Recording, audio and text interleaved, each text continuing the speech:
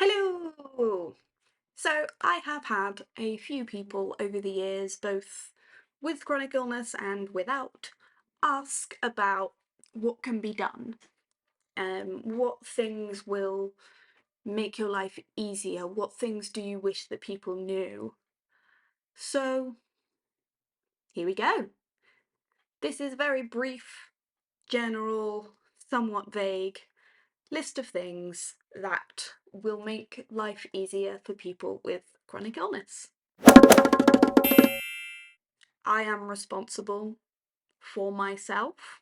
I am responsible for taking care of myself. I'm responsible for knowing what my triggers are and being able to avoid or work around them. But what's really difficult for me and many other people with chronic illness is feeling like the burden, the obstacle, the hurdle for said instant.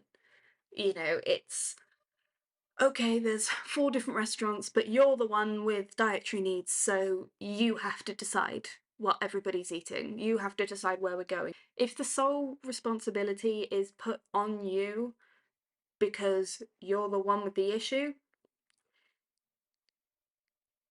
personally for me, it makes me want to shut down. If people are just going, well, what do you think? What do you want to do? You're the one that has to make the decision about where, as a group, we are going to. My first instinct is to go, okay, then I won't do it. I won't go to this restaurant. I won't eat anything. I won't do the thing because I'm the one with the issues. So sort yourselves out and who cares? Not only do you already feel like a burden, but you're then taking the responsibility of everyone else in that group.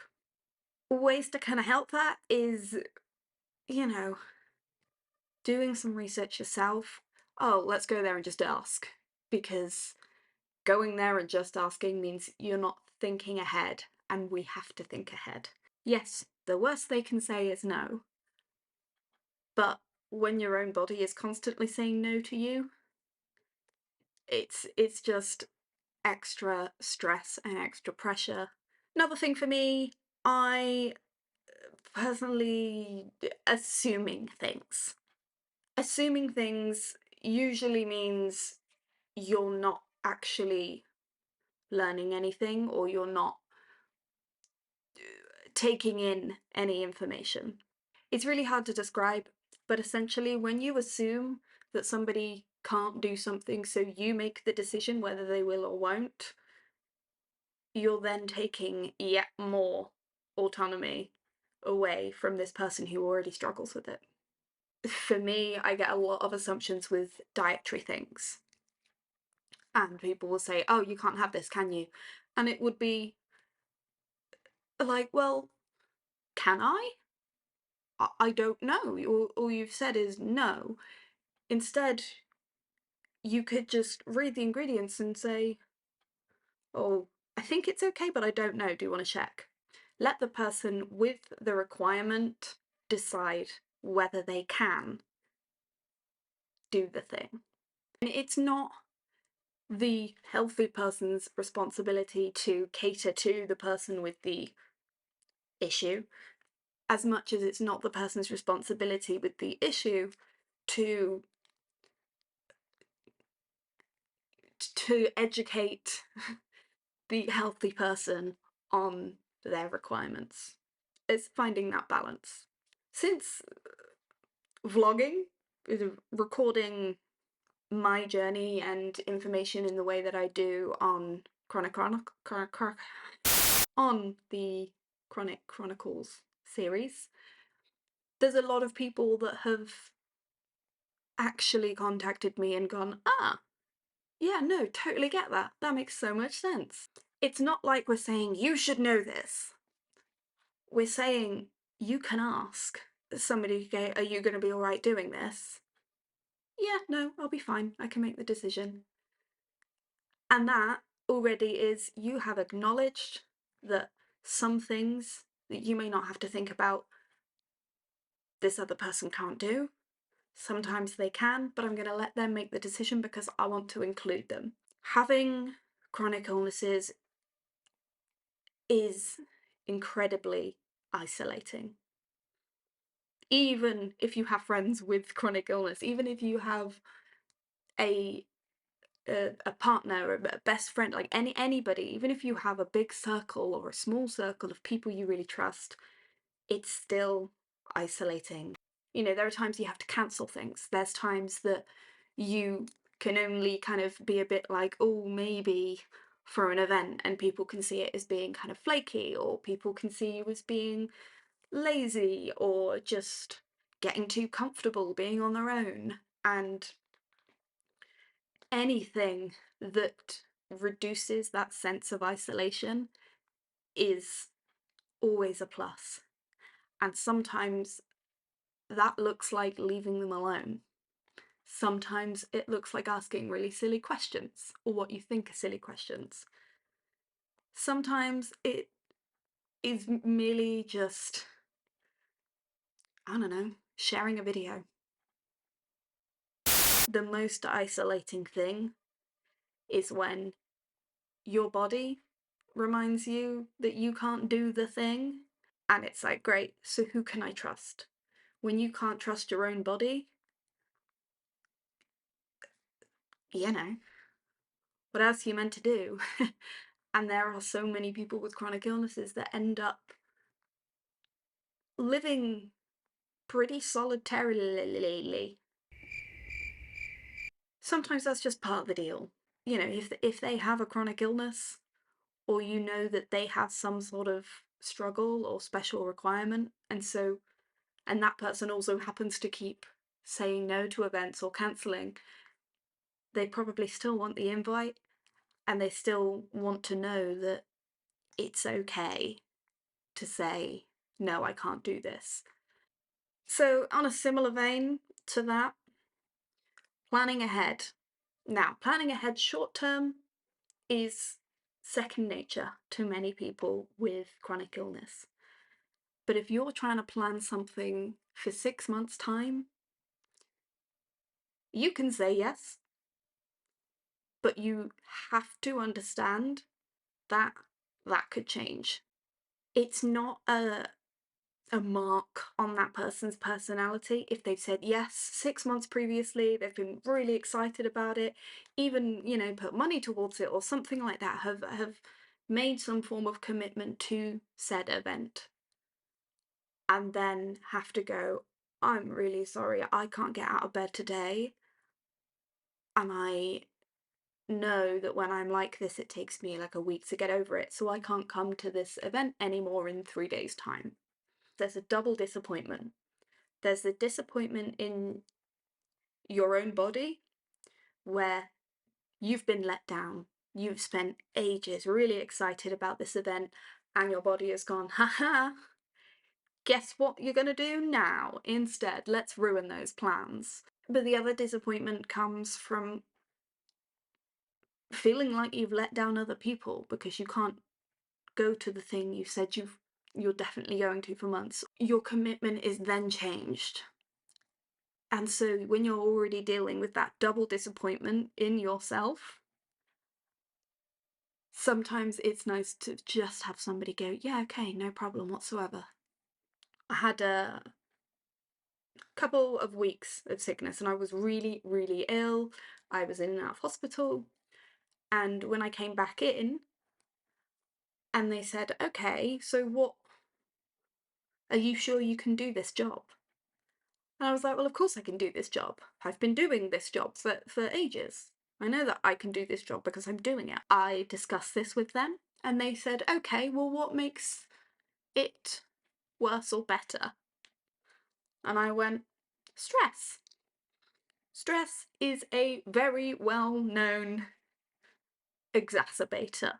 If you are a person with a chronic illness and you have a constant stress level, you're gonna get more sick. You know, it's not, I've got loads of things to do today and Shelley down the road is really annoying me and also my boss is mean. We're talking the kind of stress where the thing that isn't your fault could possibly impact you and other people. And so when I said to my manager at the time that stress will make it worse, she said, well, then surely you can't do the job because sometimes calls are stressful. And I went, no, that's not what I mean. What I mean is I'm going to get more sick if I feel like being sick is going to penalise me at work. I need to know that if I take 3 days off, let's say, my ability to do the job is not going to be questioned when I come back. If I am signed off for several weeks, which is the exact instance that this conversation happened with, that I'm not going to come back and feel like I've let down the team, like I'm a disappointment, like I can't be trusted, like I'm unreliable. You know, say one of your deepest insecurities is that the way you smile is going to affect your ability to get a bank loan. Obscure, I know, but stick with me. So you're constantly worried about that. And nobody's ever really said much about it. You know, they know sometimes you might have a bit of a weird smile, but whatever, it's just no big deal. They might tell you to just not smile that much when you apply for your bank loan. And you're like, well, so smiling isn't always a voluntary action. And also, I'm a person that smiles. And I can't just hide that part of me. And you think, okay, it's fine, because nobody can deny you for a loan because of a weird smile. That's ridiculous. And so you go to the bank and they call your name and you go, yes, hi, how are you? And they look at your smile and they're like, now, I am a little concerned if I gave you this bank loan that you couldn't pay it back. You want the bank loan to help you financially, and that will make you happy, which will make you smile. So if we're going to make you smile, then maybe you shouldn't be getting this bank loan. You shouldn't be applying for a loan. See how much that doesn't make sense? That's effectively what that manager at the time told me. And that big fear being confirmed because somebody didn't actually take the time to listen and understand. It's mad, and it happens so frequently. It is a very big thing if you can just acknowledge, move on, and respect the person's boundaries. It's not difficult. People do it every day. What else? What else is helpful? Making a thing of it. Making this small thing that the person cannot help, the person is always thinking about and always has in their mind that it could impact other people, and you then make it the center of attention. It is something which me personally makes me want to just curl up in a ball away from everybody and not speak or see anybody. I am still making the decision to say, actually, no, I don't trust it. I'm going to decide to do the different thing. And instead of going, all right, please yourself, whatever, I don't fully understand, but sure, that's your decision. If you constantly go, yeah, but I don't get why it wouldn't be like, but surely it should be like this, or oh, it should be in this issue, oh, but I don't understand. 3 hours later. It becomes so maximized that then you kind of feel bad for making a decision that actually was in your own best interest, which is mad. One more thing that I know is it's a common phrase, and this phrase is used a lot, and it's usually meant in one way, but realistically it reads almost the opposite. And it's things like, oh, I don't know how you do it. God, I couldn't cope if I were in your position. Oh God, it must be really difficult. Oh, you're so strong. No. Just no. By saying that you couldn't cope if you were in the position of somebody else, and that position is just their everyday life, you're saying your life means less. Because I would give up if I were you. If I were in that position, oh, it wouldn't be worth it. You're like, great. So if you had my life, you would just think there's no point in carrying on.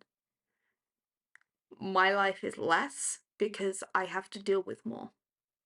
And it doesn't always come out like that, and as I said, it's general, it's vague, it has, you know, extremes and whatnot. It's not a one size fits all. But things like, oh God, I don't know how you do it every day. I wouldn't be able to. It says your situation is not worth continuing on through. It puts a classification on your life, on your chronic illness, and it puts that classification below those of a healthy person. Like, they mean well, and I fully understand that. I'm not saying, oh, never say it and you're a terrible person if you say it. Think about maybe how many times that person has heard,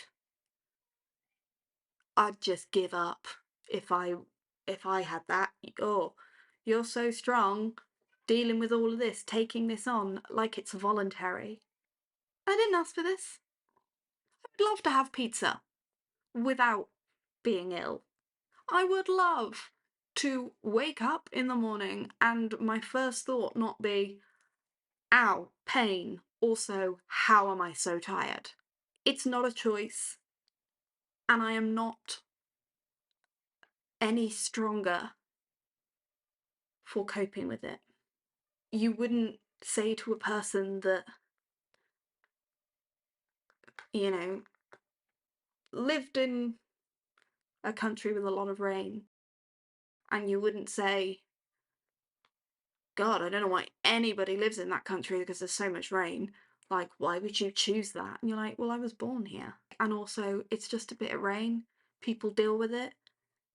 It's not the be-all and end-all. Nobody's strong for having an umbrella.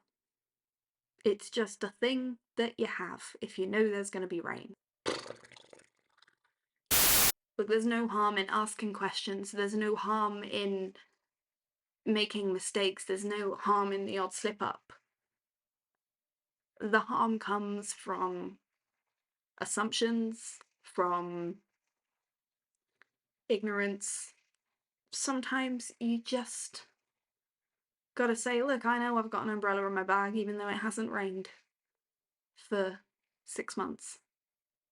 And that's it. We're not superheroes. We're normal people that sometimes our bodies do weird things. Yeah, I guess that's kind of it. Super rambly. I'm not entirely sure where we're going with it, but we roll.